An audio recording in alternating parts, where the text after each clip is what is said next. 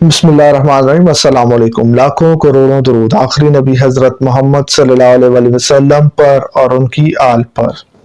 انسان جو گناہ کرتا ہے جتنی دیر لگائے گا اس سے توبہ کرنے میں یا اس گناہ کو چھوڑنے میں، اس کے لیے اتنا ہی مشکل ہوتا جائے گا، کیونکہ وہ گناہ اپنی جڑیں اس انسان میں بڑھاتا جائے گا۔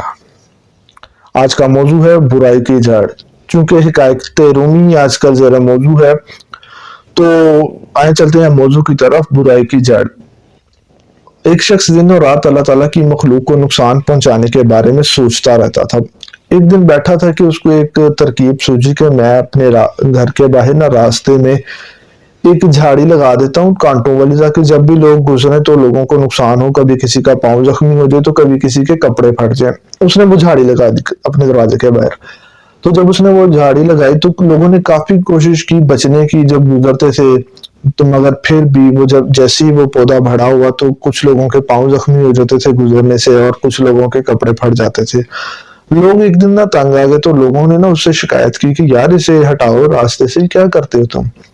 تو اس نے مسکرا کر جواب دیا، جی ٹھیک ہے میں اسے ہٹا دوں گا۔ اب ایسے ہی ہوتا گیا، وہ جھاڑی اور بڑی ہوگی، اس نے آدھا راستہ کور کر لیا جھاڑی نے نا۔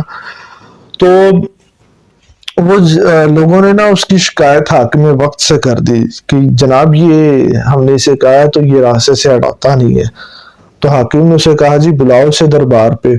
تو جب وہ حاکم کے پاس دربار میں پیش ہوا تو اس نے کہا جی میں جاتے ساتھ ہی آپ کے حکم کی تعمیل کروں گا، آپ کے حکم پر عمل کروں گا جی۔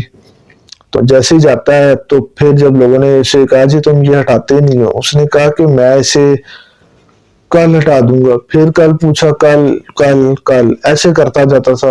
اس کے کل کل کل کا نتیجہ یہ نکلا کہ درخت مضبوط ہو گیا، درخت نے زمین کے اندر اپنی جڑیں پھیلا دی، تو وہ اس کے لیے کاٹنا اور مشکل ہو گیا تھا۔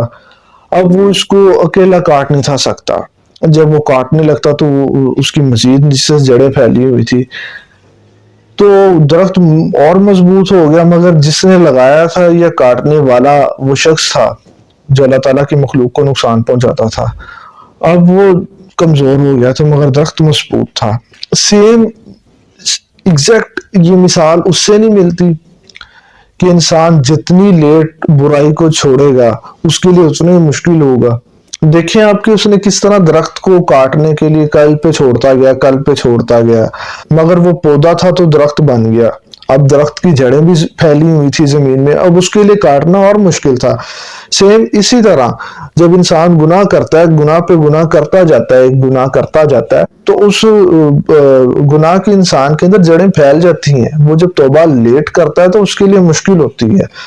اللہ تعالیٰ تو معاف کر دیتا ہے مگر اس کے لیے بہت مشکل ہوتی ہے اس سے چھٹکارا پانے کے لیے۔ اپنے اندر کی سستی کو دور کریں اور اٹھیں اور جڑ کو ختم کر دیں آج ہی، کل پر نہ چھوڑیں۔ امید ہے کہ یہ بھی آپ کو بہت اچھی سے سمجھ آئی ہوگی، تاکہ آپ اپنی زندگی میں اگر کوئی گناہ کرتے ہیں، ہم انسان ہیں تو گناہ تو ہم سے ہوتے ہیں، چھپ کر ہوں یا سر عام ہوں، تو اللہ تعالیٰ سے توبہ کریں۔ اللہ تعالیٰ رحمان اور رحیم ہے، وہ ہمیں معاف کرے گا انشاءاللہ۔ تو اپنا بہت سارا خیال رکھیے گا۔ اللہ تعالیٰ آپ سب کو دنیا اور آخرت کی خوشیاں عطا فرمائے۔ اللہ حافظ۔